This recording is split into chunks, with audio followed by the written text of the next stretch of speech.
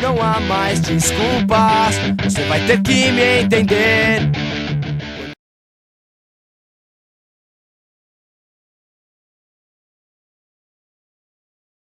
Então essa água daqui é uma água que vai juntar ali no rio principal, a gente vai ver do outro lado ali, que é o rio Macacu. E eu trouxe vocês aqui exatamente para vocês verem esse ambiente de Mata Atlântica. Tá? Então você tem essas copas muito densas, a água da chuva não consegue bater no solo, ela bate no sistema de copas, depois ela goteja. Você tem sempre essa camada. Essa camada aqui é a camada de serrapilheira, né? Você vê aqui em cima tem as folhas não decompostas e embaixo o material já em decomposição. Esse fungo branco, aqui ó, vocês estão vendo o fungo branco? Né? Toda vez que você encontra o fungo branco, significa que há um sistema bem equilibrado de decomposição. É como se fosse um atestado de saúde ambiental, digamos assim. Né? Se você encontra folha, mas não tem fungo, significa que elas não estão em decomposição e não estão fazendo a ciclagem dos nutrientes. Então a folha cai, né? A folha é matéria orgânica, ela forma aqui a camada, lentamente ela vai decompondo, até que esses fungos, essas bactérias, elas decompõem a matéria orgânica e liberam os nutrientes, o nitrogênio, o fósforo, o potássio, as bases solúveis para o solo, que são depois já absorvidas novamente pelas raízes. Abaixo, abaixo da serrapilheira, você tem essa malha fina de raízes, são as raízes de absorção. Então você percebe que é um sistema que está equilibrado, está se renovando, está se reciclando. Né? A gente chama isso de ciclagem dos nutrientes. Então aqui você tem aqui toda uma hidrologia especial. Né? A água da chuva bate na floresta, ela escorre pelos troncos, ou então ela goteja, bate na serrapilheira, da serrapilheira ela infiltra no solo, daí ela vai para o lençol, e só do lençol ela vai para o rio. Então a água da chuva até chegar no rio ela tem um longo caminho. E o lençol abastece o aquífero subterrâneo. Mesmo se ficar 2 meses sem chover, tem água aqui alimentando esses rios. Então esses rios são rios perenes. Né? Se a gente desmatasse essa serra toda, fizesse uma cidade aqui, certamente a gente aconteceria o quê? Quando chove, tem grandes enxurradas. Quando não chove, não tem água. Né? Ou seja, que são aqueles valões urbanos lá da nossa área da cidade, que você vê que é um filetinho de esgoto ali, quando chove vira um mundo. Por quê? Porque não tem infiltração, então a água vem em forma de enxurrada. Então esse tópico aqui é para a gente visualizar um pouco a função da floresta na dinâmica hidrológica dessas bacias. Por isso que é uma unidade de conservação, porque tem que proteger a área de mananciais. Se você devastar essa bacia, acabou o rio Macacu, acabou abastecimento para cerveja, para a indústria, para a população, para a irrigação, para o que for. Então, parte da proteção dos recursos hídricos é exatamente você controlar a hidrologia florestal nas camadas cabeceiras de drenagem. Então isso aqui é uma típica subbacia de cabeceira. Né? É uma subbacia, pode ser de segunda ordem, ou seja, tem 2 riozinhos lá em cima que se juntam, formam esse, que vai jogar no rio Macacu. Agora a gente só vai tentar observar o rio Macacu dali e vai voltar para o ônibus. Tá bom? Tá geladinha essa água, cara. Bom pra dar um mergulho. Tá branco aqui. Aqui sim a água tá limpinha, ó. Olha a diferença. Vamos entrar, Marco. Mata dentro. Aventura.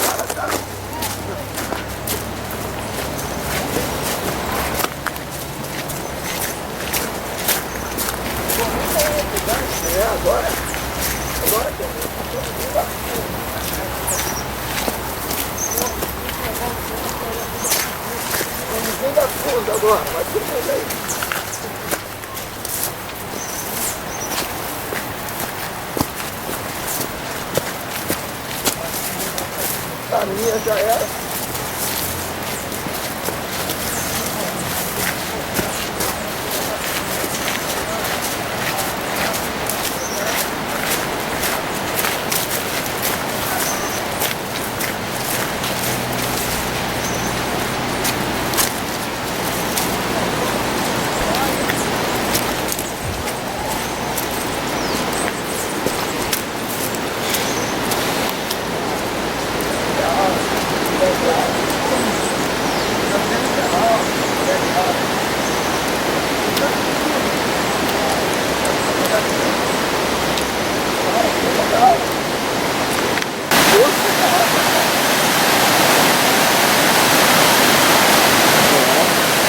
É alto, hein?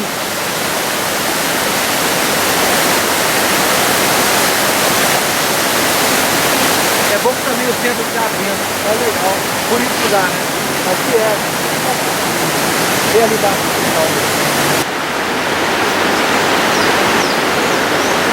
Antônio.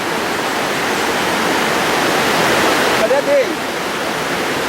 Quis vir não?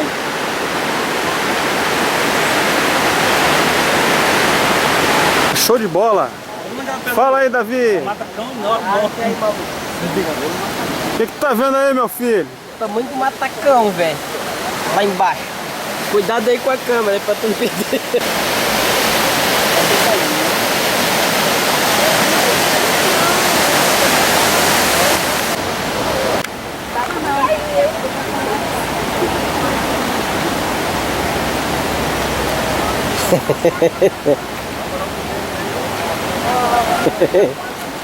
Tá bom?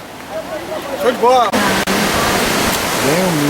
Olha lá, estamos escutando barulhinhos assim. Só chua, chua. Chua, chua. Bonito o rio, né? Chega o fio. Essa noite mente, mas me aceita. Que não quer sou eu. Sou muito feliz com o que Deus me deu na vida. Cariocas! Eu sou um cara pra você. Bom, gente, olha só. Vamos só concentrar aqui um minutinho só pra gente liberar a turma pro almoço? Olha só, gente. Esse último ponto aqui é o ponto no centro de Friburgo. Ele tem como objetivo a gente observar exatamente esses grandes deslizamentos que ocorreram aqui em janeiro de 2011. Então você tem aqui um relevo muito montanhoso, né? Você tem áreas aqui de altíssima declividade, como vocês podem perceber aí. Ou seja, você tem um gradiente muito íngreme e você tem em alguns locais solos bem desenvolvidos. Você vê que tem ali, né? Você tem, até encontrar a rocha, você tem muitos horizontes de solo. Então o que aconteceu? Foi um evento de chuva muito intenso, né? E o escorregamento, vocês viram andando ali, entrando na cidade, lá no alto da montanha, ali vocês podem ver um ali também, do outro lado da rua tem um enorme. Muitas vezes eles não estavam associados à ocupação, né? Foram áreas fora da cidade, nas montanhas, que deslizaram e aí afetaram a cidade, né? No Rio de Janeiro, Niterói e tal, Baixada, é muito comum, em Angra, você ter deslizamento no meio da ocupação. Então tem ali casas, lixo acumulado, drenagem desviada. Aí no meio daquela área ocupada tem um deslizamento. Você percebe claramente que o deslizamento é associado à ação do homem, né? Aqui não, aqui foi um fenômeno natural, um fenômeno que ocorre, né? A um intervalo de tempo muito grande e eventualmente você tem grandes avalanches. E essa última foi uma avalanche muito intensa, em vários pontos diferentes, e matou muita gente, foi uma calamidade para a cidade. Só agora começa a se recuperar, mas você vê que ontem choveu, já foi um alerta máximo. Por quê? Porque todas essas áreas, imagina um temporal aqui, né? Essas áreas não foram recuperadas, né? Não foi feito ainda contenção de costas, não foi feito reflorestamento. Essas bordas, você está vendo aquele contato entre a mata que ficou e o que caiu? Essas áreas de bordas são muito suscetíveis a cair também. Por quê? Porque são áreas que foram mais fragilizadas após o deslizamento, né? Então aqui é a famosa Praça do Suspiro.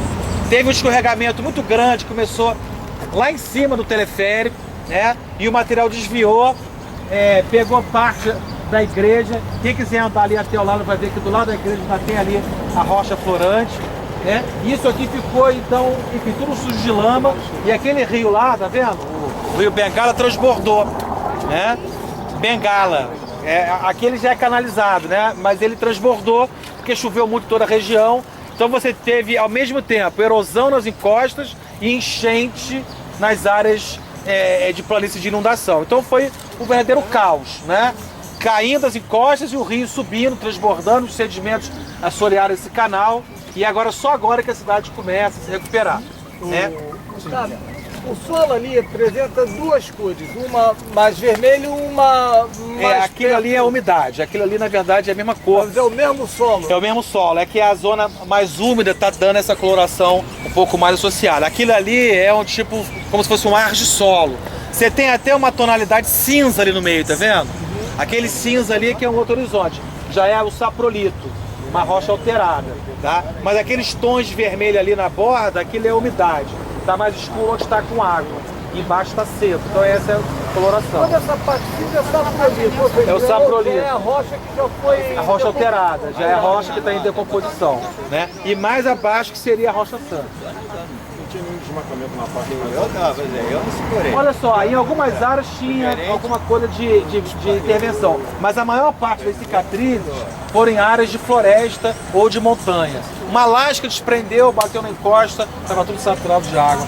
Ou seja, a maior parte do problema foi natural, não foi devido à ocupação. Agora, a ocupação na margem do rio, aí sim, a enxurrada foi arrastando muita gente que, devido ao processo de urbanização, acabou habitando áreas próximas. Mas nas encostas foram poucas. Claro que você não pode falar para todas.